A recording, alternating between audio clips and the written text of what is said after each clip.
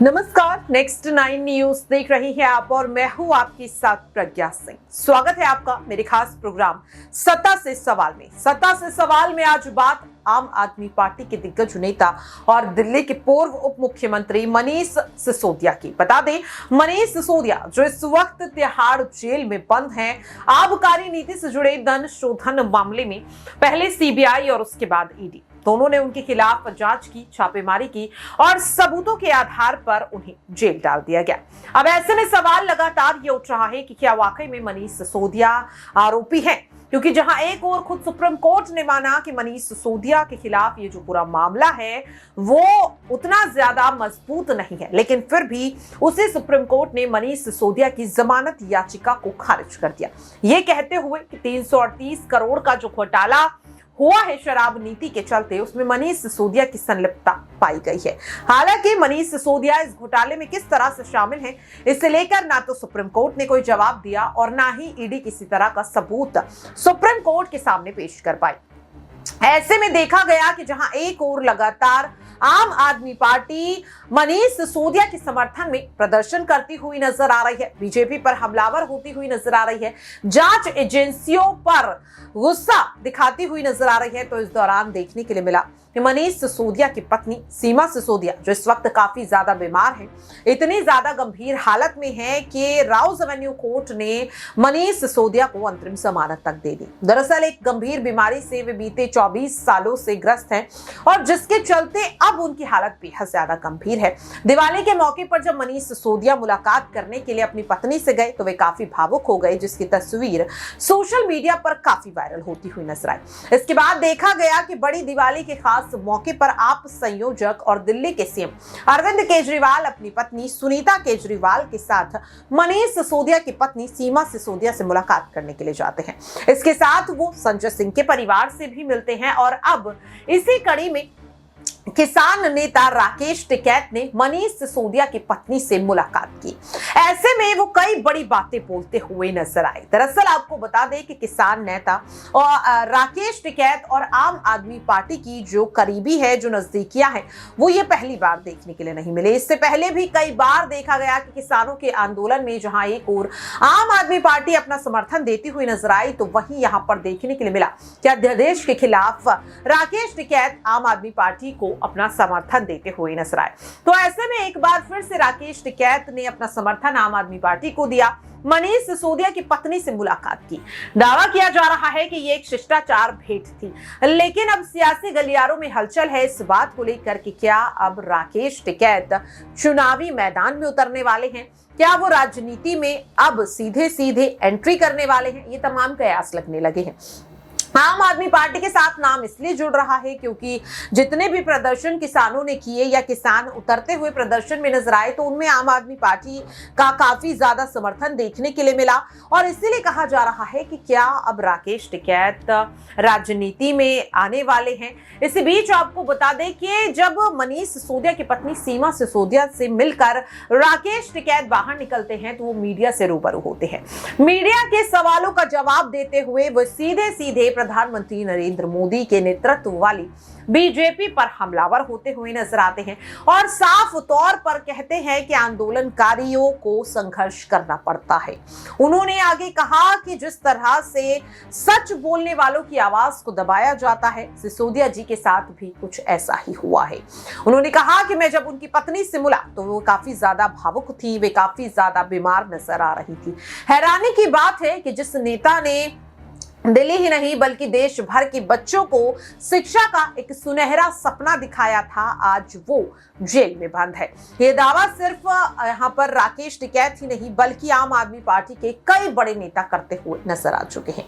अगर बात करें यहाँ पर दिल्ली के मुख्यमंत्री अरविंद केजरीवाल की, तो वो लगातार अपने बयानों में यही दावा करते हुए नजर आ रहे हैं। जब वे मनीष सिसोदिया की पत्नी से मुलाकात करने गए तब भी वे यही कहते हुए नजर आए। मनीष सिसोदिया संग सीमा सिसोदिया की मुलाकात की तस्वीर को साझा करते हुए भी अरविंद केजरीवाल ने यही कहा कि यह तस्वीर पीड़ादायी है। जिस शख्स ने देश के भविष्य, देश के बच्चों को शिक्षा का एक सुनहरा सपना दिखाया, आज उस शख्स के साथ यह अन्याय क्या सही है? इस तरह के सवाल वे उठाते हुए नजर आए। और इसी कड़ी में आपको बता दें कि मनीष सिसोदिया के समर्थन में सीधे सीधे मंत्री आतिशी सिंह, जो इस वक्त उनका कार्यभार संभाल रही हैं, जो इस वक्त उनके आवास में रहती हैं, क्योंकि उनका कार्यभार आतिशी को मिला है, क्या कुछ कह रही हैं, सुनिए जरा। अरविंद केजरीवाल जी को ईडी का समन आया, तब यहीं पर बैठकर मैंने मीडिया के सभी पत्रकार साथियों को बताया था कि ये समन जो है, ये जो पूछताछ के लिए बुलाया है अरविंद केजरीवाल जी को, ये सिर्फ एक शुरुआत है। अभी आम आदमी पार्टी के और नेताओं को समन किया जाएगा, अभी नेताओं के घर पे छापे पड़ेंगे, अभी आम आदमी पार्टी के विधायकों को, मंत्रियों को, सांसदों को गिरफ्तार किया जाएगा, आम आदमी पार्टी के नेताओं को जेल में डाला जाएगा, क्योंकि भारतीय जनता पार्टी को आम आदमी पार्टी से, अरविंद केजरीवाल से डर लगता है। हमारी ये भविष्यवाणी मात्र 2 दिन में ही सच साबित हो गई, जब कल सुबह दिल्ली के श्रम मंत्री और आम आदमी पार्टी के पटेल नगर से विधायक राजकुमार आनंद जी के घर पर ईडी का छापा पड़ गया। कल सुबह 5:40 पर ईडी का छापा राजकुमार जी के, आनंद जी के घर पर पड़ा। एक ऐसे केस में पड़ा जो 19 साल पुराना है, एक ऐसा केस जो 2005 में रजिस्टर हुआ और पिछले 19 सालों से कस्टम्स ट्राइब्यूनल के अंडर सब जुडिस है। 19 साल तक इस केस में कोई कार्रवाई नहीं हुई, लेकिन आज जब प्रधानमंत्री नरेंद्र मोदी जी और भारतीय जनता पार्टी की ये 2 एजेंसियां, ईडी और सीबीआई, आम आदमी पार्टी को परेशान करने में लगी हैं, आम आदमी पार्टी को खत्म करने में लगी हैं, तो ये 19 साल पुराना केस कहीं से निकाल लिया गया और कल सुबह राजकुमार आनंद जी के घर पर छापा पड़ा। ये छापा 20 घंटे तक चला। 20 घंटे में आनंद साहब के घर को पूरा तहस नहस कर दिया, इनके परिवार को परेशान कर दिया, गद्दे फाड़ दिए, तकिए फाड़ दिए, दीवारें तोड़ दी, फर्श तोड़ दिया, लेकिन ईडी वालों को कुछ नहीं मिला। छापा सिर्फ इनके यहाँ नहीं पड़ा, इनके रिश्तेदारों के घर पड़ा, लोग जो इनके साथ 10-10, 20-20 साल पहले बिजनेस करते थे, उनके घर पर, उनके ऑफिस पर छापा पड़ा, लेकिन फिर भी उनको आम आदमी पार्टी के एक मंत्री के खिलाफ कुछ भी नहीं मिल पाया। मैं भारतीय जनता पार्टी से ये कहना चाहती हूं कि हम आपकी ईडी और सीबीआई से डरते नहीं हैं। हम आपकी धमकियों से, आपके समन से, आपके छापों से डरते नहीं हैं। हम जेल जाने से भी नहीं डरते हैं।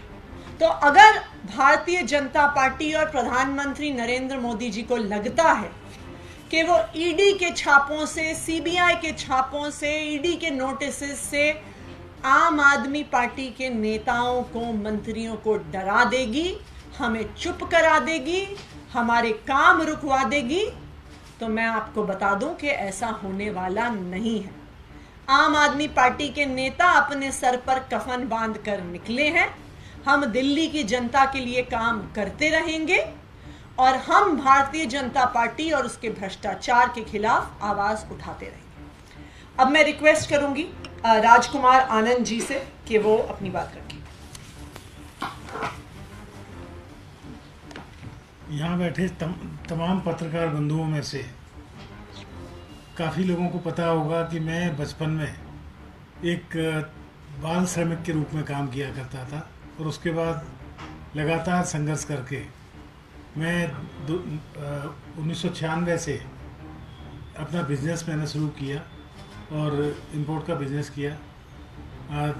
2000 2005 में मेरे ऊपर कोई DRI की एक सर्च हुई और उस सर्च के बाद 2007 में उसकी एक शो कॉज नोटिस मुझे मिला और उसके बाद हम लोग सुप्रीम कोर्ट गए उसकी अपील के लिए, तो उन्होंने हमें अपील अलाउ की। एक 4 करोड़ रुपए, 4 करोड़ कुछ लाख रुपए का हमें शो कॉज नोटिस मिला। उसमें से सुप्रीम कोर्ट ने कहा कि इतना आप सर्टेन अमाउंट जमा कर दीजिए। हमने 3 करोड़ कुछ रुपया उसी टाइम जमा किया और उसके बाद हमें सेस्टेट में अपील दायर करने का उन्होंने मौका दिया। हम अपील में हैं उसके बाद, लेकिन सरकार को कभी समय नहीं मिला। आज तक कोर्ट में इस बात पर कोई बहस नहीं हुई। हम लगातार जाते रहे और लगातार तारीखें पड़ती रहीं। उसके बावजूद 18-19 साल के बाद आज अचानक ये केस खोल दिया जाना, ये सिर्फ एक राजनीतिक साजिश है, इसके अलावा और कुछ नहीं है। मैं आप लोगों को ये बता देना चाहता हूँ कि हम लोग ये सिर्फ इसलिए परेशान किए जाते रहे हैं और कल भी 22-23 घंटे हमारे यहाँ जो सर्च हुई वो सिर्फ हमें परेशान करने के लिए, हमारी पार्टी को परेशान करने के लिए, क्योंकि हम सच के रास्ते पर चलते, काम की राजनीति करने वाली पार्टी है। ये भारतीय जनता पार्टी के लोग चाहते हैं कि यहाँ भारत देश में जो पार्टियाँ काम की राजनीति की बात करना चाहती है उनका मुंह बंद कर दिया जाए, उनकी आवाज़ बंद कर दी जाए और जाति और धर्म और तमाम जो गलत तरीके से राजनीतियाँ हैं वो चालू रहें। लेकिन हम बाबा साहेब डॉक्टर भीमराव अम्बेडकर के संविधान में विश्वास करने वाले लोग हैं, हम ये सब नहीं होने देंगे। हम न ED से डरने वाले लोग हैं, न CBI से डरने वाले लोग हैं। हम अपने नेता अरविंद केजरीवाल के साथ खड़े हैं और साथ खड़े रहेंगे। और तो देखा आपने और सुना भी। अब सवाल लगातार ये उठ रहा है कि सुप्रीम कोर्ट से झटका लगने के बाद क्या राउज एवेन्यू कोर्ट में जब 22 नवंबर को मनीष सिसोदिया के रिमांड खत्म होने के बाद कोर्ट में पेश किया जाएगा, तो क्या तब मनीष सिसोदिया को राहत मिलेगी? बीमार पत्नी की खातिर क्या एक बार फिर से कोर्ट में मनीष सिसोदिया जमानत के लिए अर्जी दाखिल करते हुए नजर आएंगे या नहीं, ये देखना काफी ज्यादा अहम होगा। चुनावों के बीच क्या दिल्ली के पूर्व डिप्टी CM मनीष सिसोदिया को 22 नवंबर की तारीख को राहत मिलती है या झटका? क्या लगता है आपको? आप अपनी राय कमेंट बॉक्स में शेयर कर सकते हैं। फिलहाल के लिए इस खास रिपोर्ट में इतना ही। देश और दुनिया की तमाम खबरों के लिए आप सभी देखते रहिए Next 9 न्यूज।